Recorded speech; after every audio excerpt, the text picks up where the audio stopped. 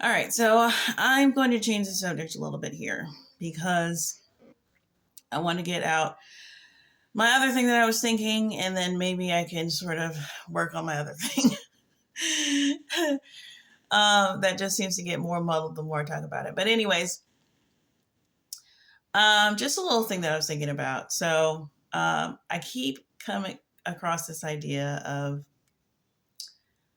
the way that God does things, the way that God creates everything. And He really just, um, he counts the cost and he creates everything that's needed beforehand. I mean, this is just what we have evidence for. This is just what I'm going off of. When you look at the creation story,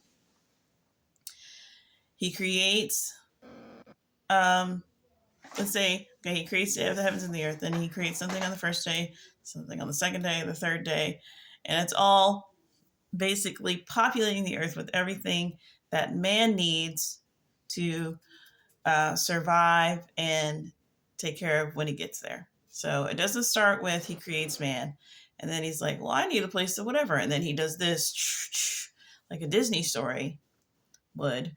Um, nothing wrong with that type of storytelling. It's just very, pay attention because that's a very human, I don't know, it might even be pagan in a way because, um, it's all about showing off how much power you have. It's like, oh, at the thought, I just think of it and now it exists.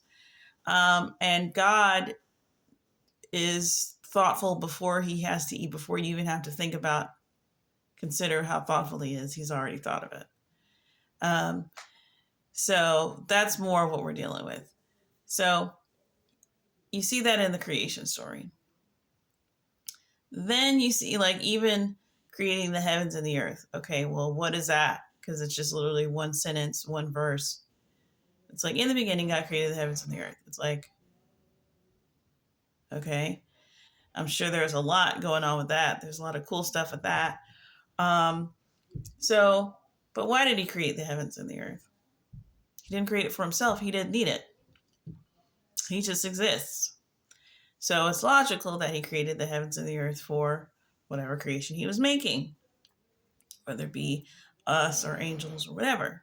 He creates a place for it all to go, and then he creates the thing, right? So I've just been meditating on that a lot lately, and just this sort of pre-planned thing about God, this insight about Him planning and scheduling and just the ultimate administrative, the ultimate sort of host and caretaking person. And I sort of combined that with, I don't know, I was listening to something maybe about space or whatever, or I don't know, I think me and my mom were talking and she was just like, what do you think that, because she's will sometimes hypothesize about, is there other beings, other places, and is it this, is it that? Is it just us out there, or is there other things out there? And um, not to sort of say like she believes in aliens, but it's just like, how long has God been doing this? And do all the same rules apply to them? Or do they all, they all got the memo and they all love Jesus and whatever, but we're the only ones that don't understand what happened? Or did Jesus have to die for them at all just for us because we were, the devil came down to us or whatever? Just, how long has this been going on? And is it just us, or is it, is this just a need to know basis, or is this really the whole shebang? So we kind of go about back and forth about that a lot, and just like, what does it mean for there to be so much expanse outside of Earth and stuff?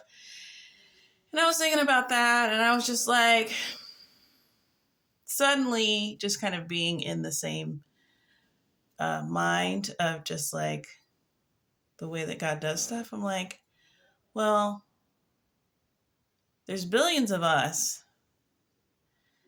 Like, and space has just been going on and on and on. Maybe he started creating and it just, the scientists say the universe is expanding, blah blah blah, and I'm not always inclined to believe scientists, but sometimes they seem to, um, when they seem to be objectively trying to observe something that exists, I'm like, okay, well, let's say that the Earth, everything's still expanding, and they can see that, they can see the point at which creation began. It's like, okay, yeah, I can see all that. They don't call it creation; you call it whatever, the Big Bang, whatever. And I'm like, well, maybe he's just making us all places to be at. And like we think we're looking at, maybe he's just been making places for us all to be at. Because even when you, like, there's certain near death experiences I've heard where people are talking about, you know, being in charge of planets and stuff, or just having planets to themselves, or that being their reward. It's like we're thinking it's crowns, or cars, or whatever silly thing. And there's certain people who have these experiences with God, and the point is just to always realize, like, it's bigger than it really is, above and beyond what you could ask or think. So yeah, maybe maybe not everybody gets a planet, but it's like, it's hard to think about that because everything here is so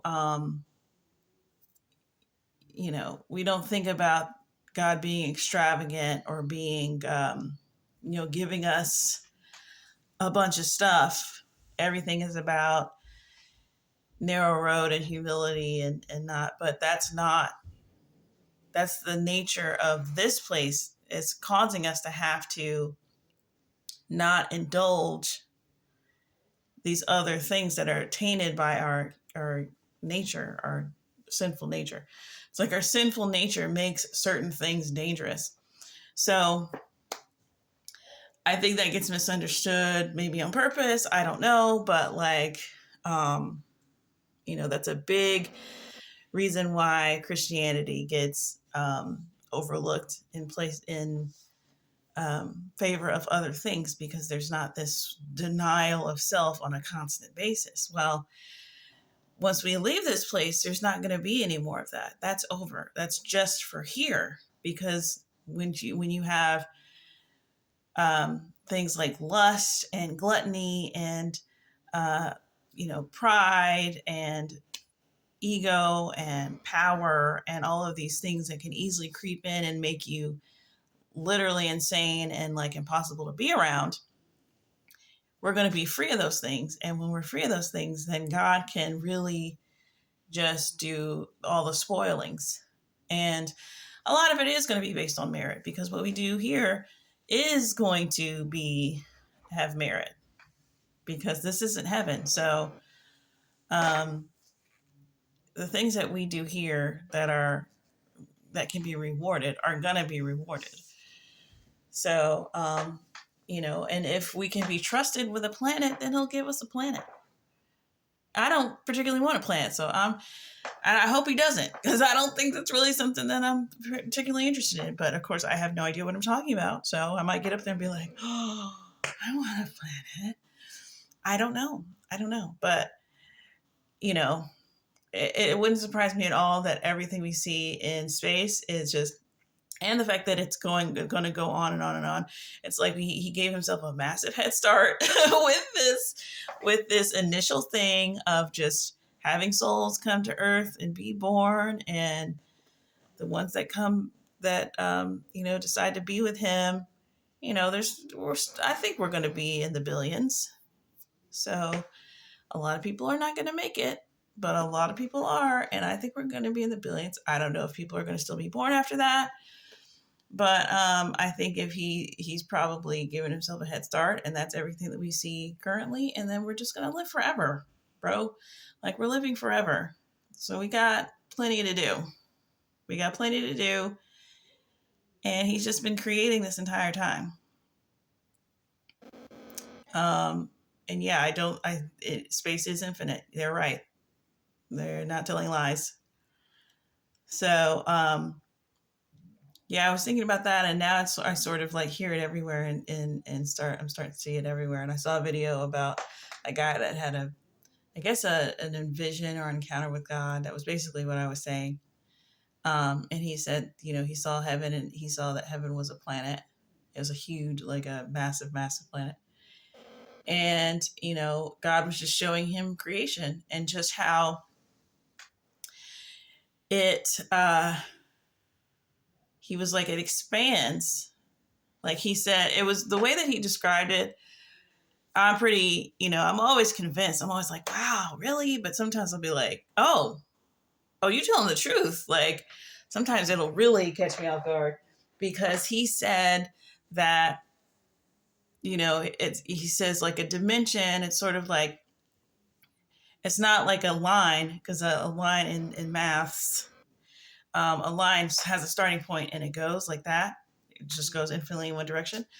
He's saying, no, the creation is like, it's like going off simultaneously, this way, that way, up and down, like this. And it's just kind of like, I don't know, I just imagine like something you would see, like do on Photoshop or something, where you just kind of like make a little square and then you just expand it like that, but not like just a square, like a cube. That's what, 4 dimensions. But he was like, it was all these different dimensions, and it wasn't just this way and that way. Even though he did, when he said that, it reminded me of that passage in the Bible where it's like, I was like, I pray that you know the length, the breadth, the width. I mean, he rattles off these dimensions of God's love, and it's basically like a cube or like a freaking tesseract or something. But he said, no, it was like, what God showed me was like, he said it looked like cauliflower. He said it looked like cauliflower, and it was just doing this, and it was expanding out. And then he said, like, he saw God like shrink it down. Like he just took the whole thing and he shrunk it in his hand. But when he said cauliflower, I was like, he telling the truth, because broccoli, cauliflower, these are fractals, people. They're fractals that occur in the earth. And when he said that, I was like, yeah, just dimension upon dimension upon dimension, so many dimensions, to the point, like we got 3. It looked like it was just a dimension on top of a dimension on top of a dimension on top of a like that is a fractal. I was like, bro, because he was just some country guy talking about this thing that he saw. I was like, yep, he did see that. So, and then just showing him all of the planets and stuff. He didn't say specifically like, this is why God created everything in space, or that's what we're there for. But he was just talking about, you know, dreaming big, and how God was like, you guys are dreaming too small. You're dreaming too small. And I mean, it's a cool thought, but it's hard to wrap my mind around. It's like I'm having a tough time just trying to make sure I get there.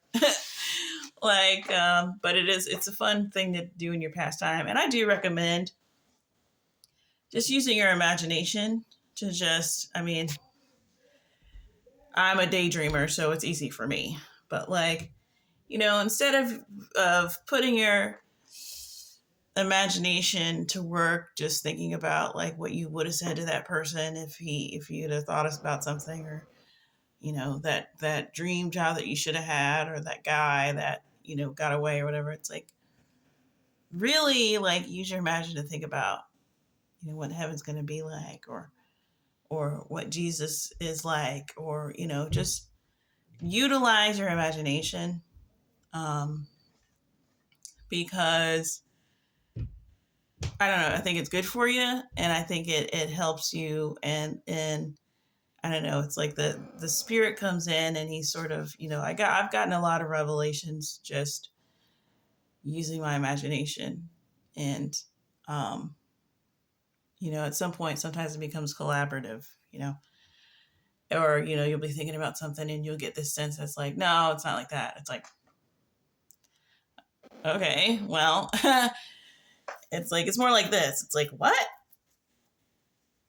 So Yeah, I think that's all I had to say about that. I've been talking for like an hour today, so maybe I should just wrap it up for today.